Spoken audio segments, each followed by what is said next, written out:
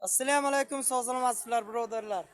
Qarang, bir vaqt unda qonni suyultirib va hamda suyak ko'magida qon ishlab chiqarishni faollashtiradi va davlinani tushiradigan oddiygina mahsulot bu, barchangiz bilasiz.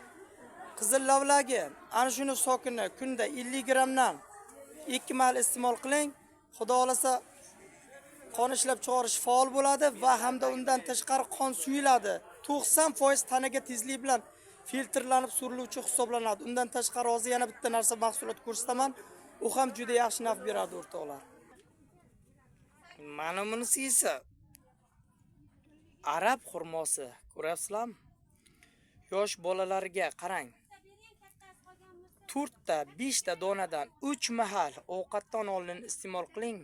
Tanani temirga boyitadi va hamda suyak ko'magida qon ishlab chiqarishni kuchaytiradi, yaxshilab beradi. 16 kunda anemiyadan qutulasiz. Uzoq bilan juda ham yaxshi, samarali naf beradigan vosita. Mana shundoq upakovkachalarda sotuvda bor, barcha joyda topsangiz bo'ladi o'rtoqlar. Kim qanaqa ximikatlar, qon ko'paytiruvchi ukol dorilar olgandan ko'ra mana shular foydali. Sog' salomat bo'ling, Allohga omonat xayr. Asosiysi o'zida asrang.